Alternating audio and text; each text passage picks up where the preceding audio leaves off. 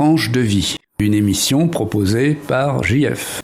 À l'heure de la sobriété, à l'heure où l'angoisse écologique est en train de remplacer l'anxiété, à l'heure où on nous invite à la sobriété de toutes les manières possibles, et en particulier dans le domaine des transports, où il s'agit maintenant d'économiser l'énergie au maximum, eh bien, la voiture est devenue effectivement un outil qu'on est incité à délaisser.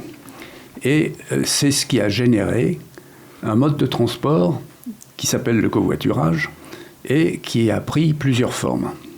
Une de ces formes, c'est le covoiturage organisé sous la forme de mise en relation de conducteurs et d'utilisateurs potentiels. Et une des plus importantes plateformes qui propose ce covoiturage organisé, c'est Blablacar. Alors Blablacar est né au début des années 2000. C'est une organisation qui est née justement de l'expérience d'un jeune Français aux États-Unis qui avait vu fonctionner ce qu'on appelle les carpool lanes, c'est-à-dire les voies où les voitures sont mises en poule. Moi, j'ai vu fonctionner effectivement déjà ce système aux États-Unis à la fin des années, dans le milieu des années 90. Donc, c'était quelque chose qui existait déjà, c'est-à-dire qu'on réservait sur les voies de circulation une voie aux véhicules qui prenaient plus de 2 personnes à bord. Les autres étant condamnés aux bouchons et à attendre, évidemment, puisque ça circulait beaucoup plus vite sur la voie réservée. Alors, Blablacar s'est développé très rapidement, ça a eu beaucoup de succès. Et on reviendra par la suite sur ce succès. Mais aujourd'hui, je voudrais faire parler quelqu'un qui a eu une expérience déjà longue de Blablacar et qui va nous expliquer d'abord pourquoi elle en est venue à cette solution du covoiturage et ensuite qu'est-ce qu'elle en a retiré, comment se sont passées ces multiples expériences de covoiturage. Cette personne, c'est Mireille, que je remercie d'avoir accepté cette invitation, malgré son hésitation, puisque c'est son premier contact avec la radio. C'est parce que je connais Mireille depuis longtemps que nous allons nous tutoyer. Mireille, bonjour. Bonjour. Merci beaucoup d'avoir accepté l'invitation de RLP. Je t'en prie. Et puis, tu vas nous expliquer un petit peu comment tu en es venu à utiliser Blablacar. Bon, alors c'était il y a 10 ans, quand j'ai perdu mon compagnon. J'ai renoncé à conduire à ce moment-là. Et ma fille m'a inscrite d'office à Blablacar. Enfin, sur la plateforme. Ça fait 10 ans et ça fait 10 ans que je le pratique régulièrement. Et ça m'a donné l'occasion de connaître pas mal de monde. Enfin, disons, de côtoyer des gens que je n'aurais jamais côtoyés autrement. Et ça reflète bien, je pense, un aspect de la société. On a un échantillon de diversité, quoi. Oui. D'abord, une chose qui est un petit peu étonnante, c'est que c'est pas toi qui es venu, donc, spontanément à cette solution. C'est-à-dire parce que tu ne conduisais pas. Je conduisais plus, je voulais plus conduire. Et ma fille, face à ça, m'a inscrite d'office parce qu'elle savait que j'allais en avoir besoin. Moi, je suis sur une ligne pour aller voir mon père, par exemple, dans le Jura. J'ai pas de train. C'était impossible. Quand tu dis je suis sur une ligne, ça veut dire que tu as un trajet fixe. Assez souvent, oui. Assez souvent. Enfin, régulier, oui. Sur le Jura ou sur la Savoie où j'ai ma fille. Donc là, pas de train. Donc là, tu as une solution qui est à la fois souple, économique, puisqu'on reviendra sur les aspects économiques. Oui. Peut-être plus économique que le train. Oui, mais c'était pas mon motif premier. Oui. C'était surtout le fait de pouvoir aller où j'avais besoin d'aller, mais surtout avec des gens avec qui on pouvait parler, parce que la plupart du temps, on peut quand même échanger. Ah oui, alors ça, justement, en me documentant un petit peu sur le fonctionnement de Blablacar, j'ai vu qu'il y avait des codes. J'ai vu que c'était blabla ou blablabla. Oui, alors explique-nous un petit peu tout ce que ça veut dire, ça. Ça, c'est la théorie. C'est Blablacar, c'est tout. On peut parler beaucoup. Bla un petit peu, blabla un peu plus. Mais ça, c'est la... Et blablabla beaucoup, alors. Oui, mais personne ne... Enfin, je pense pas que qui que ce soit s'attache à ça. Ah bah, écoute, non, ça dépend des situations. On va tomber sur un conducteur qui a pas envie vraiment de parler, donc moi je respecte. Et à ce moment-là, il te le dit. Non, tu le sens. Oui. Tu le vois bien s'il a envie ou s'il est concentré sur sa route. Ou alors si, justement, parce qu'il fait des longs trajets, il a envie d'échanger et de participer. Parce que c'est quand même faire 600 km, des fois, quand tu es tout seul, c'est difficile. Alors justement, cette question de la parole, elle est importante parce que cet échange finalement qui est fondé sur le partage d'un moyen de transport, il met en contact deux personnes qui par définition ne se connaissent pas. C'est ça. Donc toi, les expériences que tu as eues, il faut combien de temps pour qu'il y ait une certaine détente qui s'installe entre l'utilisateur et le conducteur? Ça va vite. C'est même étonnant parce qu'on ne se connaît pas du tout, donc on n'a aucun point pour échanger au départ. Oui. Et ça vient progressivement, on part, ça peut être, mais c'est très varié. Hein. C'est difficile de dire parce que moi, en 10 ans, j'ai eu tellement de monde qu'il n'y en a pas deux qui se ressemblent. Alors, est-ce que tu as une idée du nombre de fois que tu as utilisé plus d'une centaine. Plus d'une centaine de fois? Oui. Okay. Je le sais pas parce que je compte, mais parce qu'il y a des appréciations. En fonction des... Oui. Il y a des appréciations qui sont données par les... Par les deux, par le covoituré et le covoitureur. Oui. Donc là, je vois bien où j'en suis dans le nombre de... C'est ça qui me fait dire que j'ai dépassé la centaine. Voilà. D'accord. Alors, concrètement, comment ça se passe? On va partir du moment où tu projettes un voyage et tu as envie de trouver un moyen de transport. Bon, je m'inscris sur le site. Je suis déjà inscrite sur le site, donc je demande un trajet. Tel jour ou telle fourchette de date, un trajet, je dis n'importe quoi, Périgueux-Lyon par exemple, et là s'affiche un certain nombre de candidats. Ceci avec une application qui est sur ton mobile? Ah oui, voilà. oui. Voilà. Alors là, il faut absolument un téléphone portable. Hein. Oui. Et, ou un ordinateur? Oui, ou un ordinateur. Oui. Et tu t'inscris, et la personne qui reçoit la demande la valide ou non. C'est arrivé qu'elle refuse. C'est toujours... c'est un petit peu aléatoire, ça.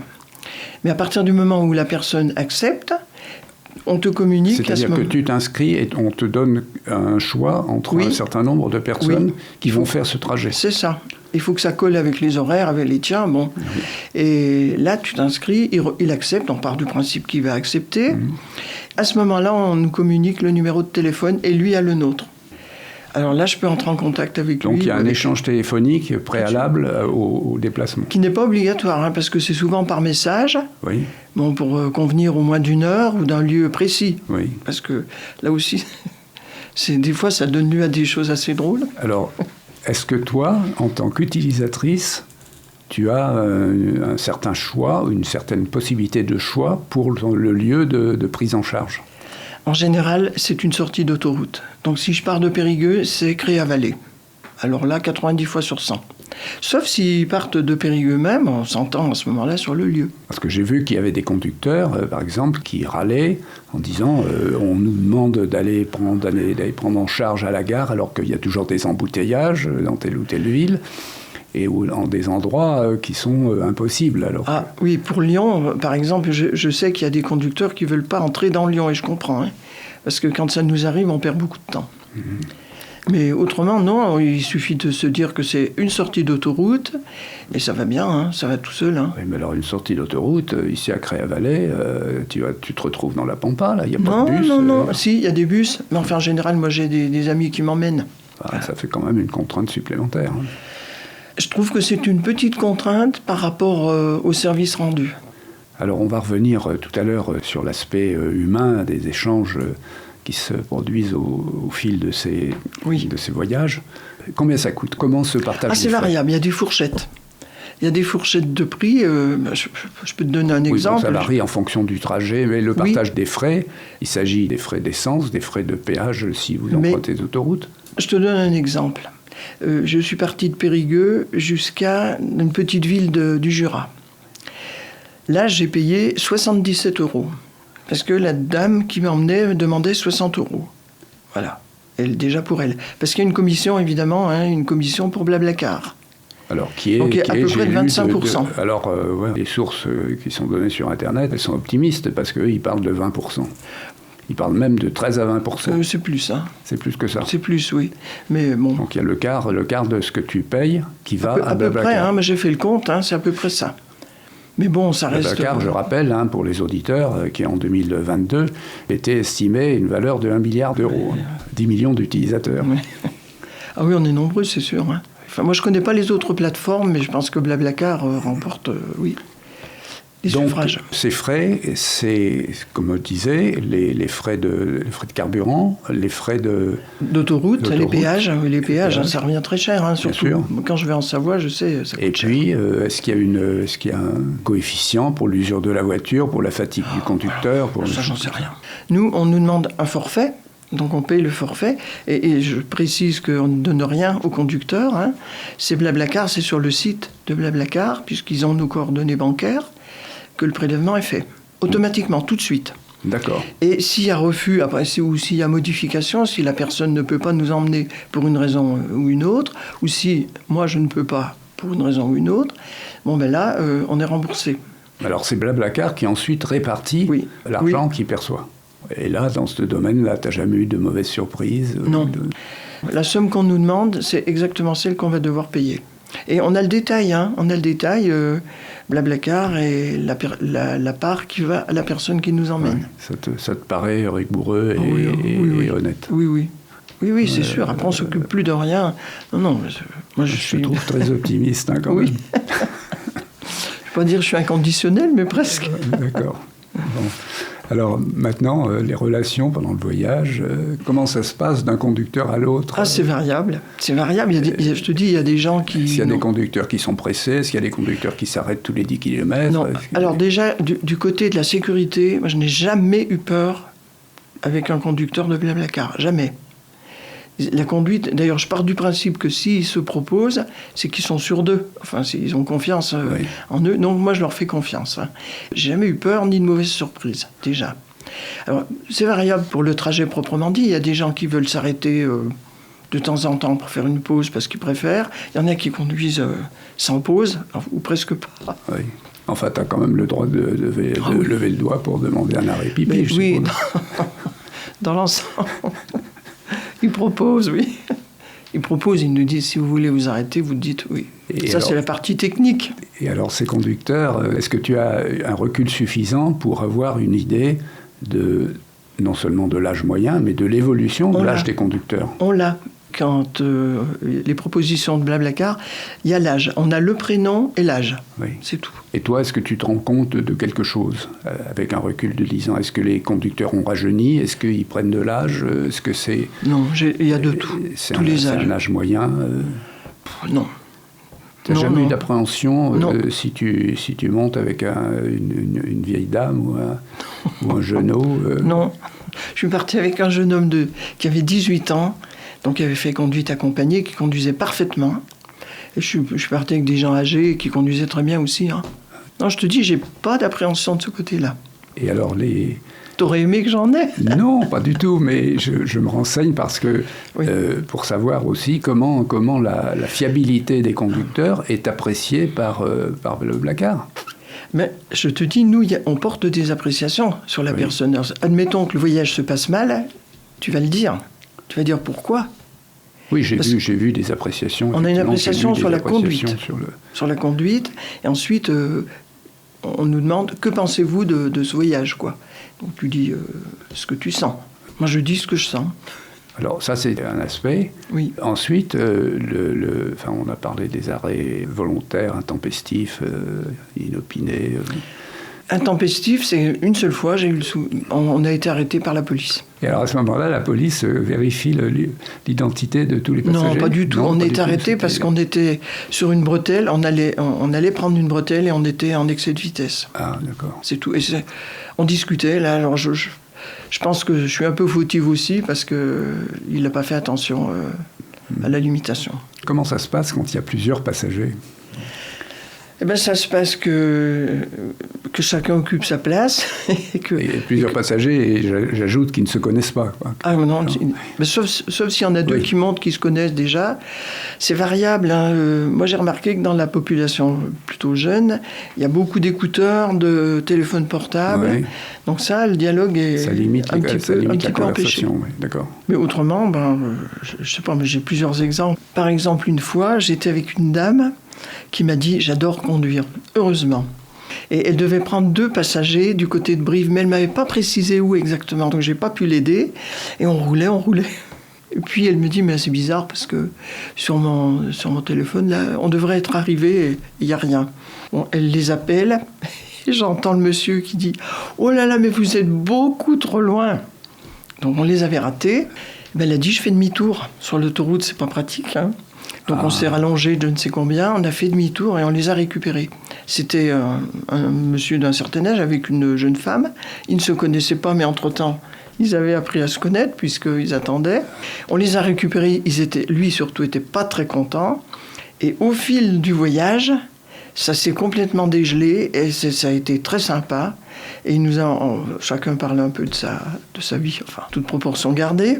La conductrice a créé un groupe sur WhatsApp et on continue à s'envoyer des petits messages. Maintenant encore, presque un an après. Oui. Donc c'est après cette aventure du départ. Il a dit d'ailleurs à un moment donné, il a dit je suis un emporté. Oui. Ah bon. Mais c'était très sympa. Après. Et autrement, tu as jamais eu d'incidents, de non. choses... Non, j'ai des choses plutôt positives. Oui, le tout premier Blablacar que j'ai fait, alors c'est toujours un peu... Je sais pas du tout comment ça se passait. C'était un jeune couple, on a beaucoup parlé de cinéma, par exemple. C'était bien, et ça donne envie d'en faire d'autres, quoi, de voyages. Parce que si on reste sur un échec au premier, je suis pas sûr qu'on recommence. Par exemple, j'ai gardé un contact avec un jeune homme, il y a pas longtemps, au mois de décembre, on était 5 dans une Clio, avec des gros bagages. Ah oui, là, Et le jeune homme qui était à côté de moi, je lui donnais à peu près 25 ans, il avait ma valise entre ses genoux et il nous a fait rire pendant 1 heure. On n'a fait que 1 heure ensemble. Parce qu'après, il prenait le train à Lyon, bref. Et je sais pas, c'est parti un peu sur un pari, il nous a donné sa carte. Je ne sais pas ce que les autres ont fait. Moi, je lui ai dit, je vous enverrai un message. Je lui ai envoyé un message, il a répondu, et depuis décembre, on a des contacts réguliers. Mais un petit peu affectifs, on pourrait dire. Ouais. C'est-à-dire que il me dit quand même un peu de choses sur sa vie, et moi aussi. Et il a 26 ans, ce garçon. Et alors, le profil des utilisateurs, par exemple, ce jeune homme, qu'est-ce qu'il fait dans la vie? Tu sais il travaille dans un hôtel à Genève. Et justement, comme il était très drôle, je lui ai dit, vous devriez faire du théâtre. Ah oui. Et à un moment donné, il m'a dit qu'il allait passer un concours. Devinez de quoi? Je lui ai dit, je suppose que c'est de l'improvisation orale. Mais c'était en fait celui qui avait le plus d'humour vis-à-vis de la clientèle. Vis-à-vis de la clientèle. Ils étaient 27 concurrents, c'est lui qui a gagné. Il m'a envoyé une photo avec les fleurs qu'il avait gagnées, les cadeaux, les chocolats. Chocolat à Genève. Hein. Donc... c'est un peu comme... c'est une relation un peu amicale qui s'instaure. Hein, et moi, j'attends ces petits messages et lui attend les miens. Est-ce qu'il y a des conducteurs irascibles qui disent d'entrée, vous ne m'adressez pas la parole Non. Non. Au pire, ils n'ont pas envie de parler, mais ça, tu le sens et tu parles pas. Tu parles peu. Il faut s'adapter. Hein. Je crois que c'est une question de... Ça se sent. Est-ce qu'à travers les contacts que tu as avec l'entreprise, avec Blablacar, tu sens qu'il y a puisque c'est une boîte qui est réputée pour avoir une très forte culture d'entreprise. Est-ce que ça se sent, ça? Non, parce que c'est tellement impersonnel. Oui. Non, c'est une transaction. Oui. On te propose quelque chose, tu acceptes, tu payes, et voilà. C'est avec Blablacar, puis l'appréciation, c'est tout. Ils ont quand même des personnes qui peuvent t'aider au cas où. Alors, tu vas sur... Oui, il y a cette espèce de modérateur. Oui. Alors maintenant, pour l'âge des passagers, est-ce que tu as aussi noté quelque chose? Non, de tout âge. Il y a beaucoup de jeunes parce que je pense que c'est plus intéressant pour eux économiquement parlant. Bien sûr, oui. Mais il y a des vieilles personnes qui osent quand même. Il y en a. Alors, c'est quand même un argument que j'ai souvent entendu. Oh, mais t'as pas la trouille? Voilà. Quand tu fais Blablacar. Évidemment, on connaît pas les gens, mais non.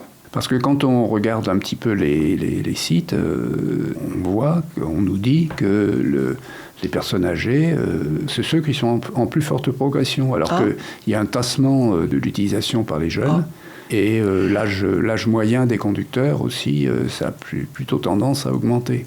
Et alors il y a un chiffre, moi, qui m'a beaucoup étonné, ça c'est relatif à autre chose, c'est ce qu'on évoquait en introduction en disant que maintenant on s'est forcé d'être sobre autant que possible, c'est qu'il y a 70% des conducteurs et utilisateurs de Blablacar qui ont une voiture. Ah. C'est étonnant, ça. Oui. Enfin, moi, je me penche pas sur les pourcentages. Hein. Oui. J'en sais rien. Je vois ce qui se passe quand je suis en voyage. Non, je trouve que c'est divers. Est-ce qu'il y a des enfants, quelquefois? Non. Ah non, pas d'enfants? Non. Un chat, parfois. Oui. Mais on nous prévient. Pas de dispute? Ah non, ça, j'ai jamais assisté à ça. Dispute à bord? Dispute entre les passagers? Une fois, il y a eu un petit incident. Quand je partais de Chambéry, je me rappelle, le monsieur qui m'emmenait a attendu à la gare de Chambéry quelqu'un qui n'était pas là. Il avait essayé de le contacter la veille. Il n'y avait pas eu de réponse. Donc il est parti et il me récupérait en route. Et on était déjà loin quand il a eu un coup de fil du monsieur qui a dit « J'arrive, ça y est, je suis à la gare ». Il a dit « Oh non, écoutez monsieur, mais j'ai essayé de vous appeler hier, je ne vous ai pas vu ce matin, j'ai attendu, je ne pouvais pas attendre plus ». Et là, le monsieur est passé au tutoiement assez désobligeant. Tu veux dire le passager potentiel là, oui. qui avait manqué? Oui. Ah oui, il a dit non, je suis désolé, et il a raccroché. Mais ça l'a perturbé, parce qu'après, il a appelé son ami pour lui en parler. Mais c'est le seul incident auquel j'ai assisté. Alors ça, c'est... à ton avis, c'est répercuté sur BlaBlaCar pour dire, voilà, ce client potentiel, il n'est pas fiable parce que... mais il a certainement mis un message, et ça, par contre, j'en ai pas connaissance. Hein. Oui. Il a certainement mis quelque chose pour dire qu'il lui avait, je cite ce qu'il lui a dit au téléphone, tu es en train de me bousiller ma journée, là. Oui. Est-ce que tu as des projets d'utilisation ou est-ce que tu as, dans ton expérience, utilisé BlaBlaCar pour des déplacements autres extra-familiaux, puisque, comme tu l'as dit tout à l'heure, apparemment, c'est surtout pour voir ta fille, voir ton père. Oui, j'en ai d'autres. Cette solution. Oui, ça arrive. Quand on se donne rendez-vous, par exemple, dans un point précis, c'est arrivé plusieurs fois, mais c'est surtout familial. Oui. Je constate, oui. Mais là, ou amical. Alors, il faut que les auditeurs sachent aussi que BlaBlaCar a émigré. C'est-à-dire que BlaBlaCar fonctionne à l'étranger dans, je crois, une dizaine de pays. Oui. Et donc, il y a des connexions possibles et des voyages possibles, des organisations possibles de voyages à l'étranger. Ça, certainement, parce que ça te tente j'ai déjà cherché pour la Grèce, mais c'est quand même un peu long. Hein, ça, oui, ça doit être assez... oui. Mais j'ai vu une fois un monsieur qui partait, alors je ne sais plus d'où, et qui allait jusqu'à Belgrade. Oui. Et il précisait qu'il avait 6 chiots Doberman à bord, plus la mère. Alors je ne sais pas s'il a eu des passagers. Ah, ça c'était une offre d'un conducteur. Oui, c'était une offre. Oui, d'accord. Et j'en ai vu... Alors j'ai fait une fois un voyage avec un monsieur, un Espagnol qui venait de Madrid. On s'est retrouvés à Créavalet péniblement. C'était assez cocasse parce qu'il ne parlait pas français, je ne parle pas espagnol, donc on a parlé anglais. Et il allait jusqu'à Bâle. Donc ça fait des grands trajets quand même. Oui. Ce qui m'a frappé, moi, c'est que les gens faisaient des grands voyages. Je suis allé à Nîmes sans problème. Je suis allé à Saint-Rémy-de-Provence sans problème. En un seul voyage, d'une seule traite. Oui. Et le retour, pareil. Le retour, j'étais pas dans les mêmes circonstances. Oui. C'était pas les mêmes circonstances. Mais il t'est arrivé de faire des voyages aller-retour comme ça, organisés dès le départ, ou bien... Non, tu connaissais à peu près ton emploi du temps. Je crois pas avoir eu l'aller-retour, non. Moi, ça aurait pu, hein. Non, mais il y a des gens qui font certains trajets régulièrement. Je sais que ma fille, elle a fait des trajets pour Nîmes depuis la Haute-Savoie réguliers. C'est là qu'on voit la vie des autres, quoi. Alors, il y avait des moyens de transport comme ça, partagés, qui ont quasiment disparu, comme l'autostop qu'on pratiquait quand j'étais jeune. J'en vois plus de stoppeurs. Et qui ont disparu en partie pour des raisons tenant à la sécurité. Cette sécurité, toi, tu disais que tu avais l'impression qu'elle était bien contrôlée. Ah, pour moi, oui. Oui, franchement, tu t'es jamais senti en insécurité? J'ai eu vent d'un ou deux incidents, là, comme tout le monde, mais c'est tout. J'ai été même surprise. Mais en revanche, quand tu parlais des voies qui étaient réservées aux voitures faisant du covoiturage, c'est en train d'arriver chez nous, ça. Oui. C'est inévitable pour l'accès aux villes. Hein. De toute façon, là, moi j'ai vu fonctionner justement pour l'accès à des grandes villes aux États-Unis.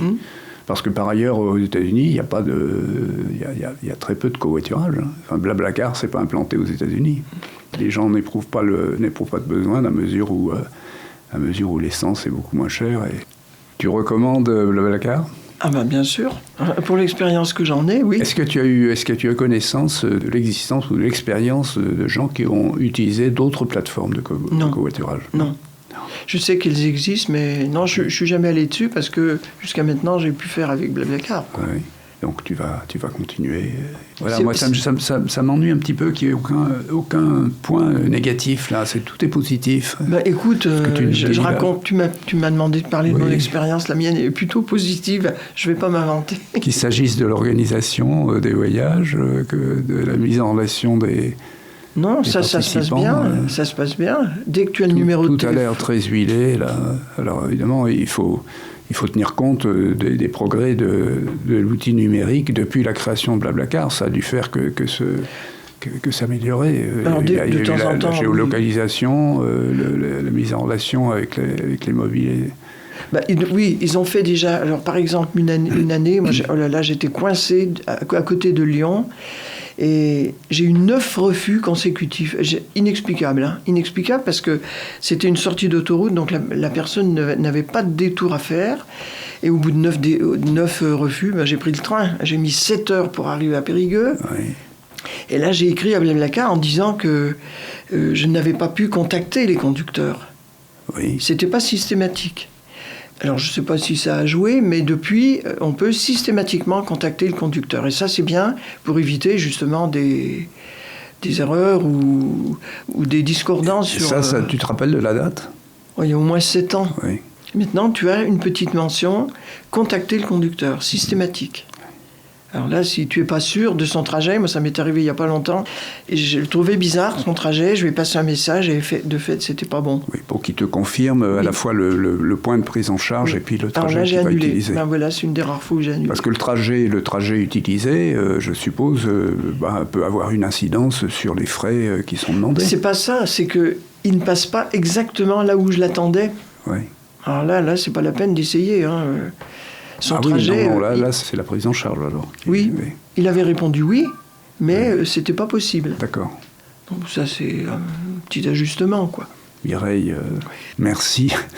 Merci de toutes ces informations que tu nous as apportées sur Blablacar. Je t'en prie, je n'ai pas d'action. Pourquoi pas, un jour peut-être. Ou alors peut-être qu'un jour, Blablacar va instaurer ce qui marche sur les lignes aériennes, c'est-à-dire que tu auras des kilomètres gratuits que tu accumuleras. Peut-être pour mes 80 ans, avec 100 000 kilomètres. De faire un voyage en avion en classe affaires. Merci encore. Merci, c'est moi. Bon partage. C'est moi qui te remercie. Bonne sobriété. Et puis, continue à œuvrer pour le bien-être commun de la planète et pour le futur de la planète, bien sûr. Oui. C'était Tranche de vie, une émission proposée par Jean-François.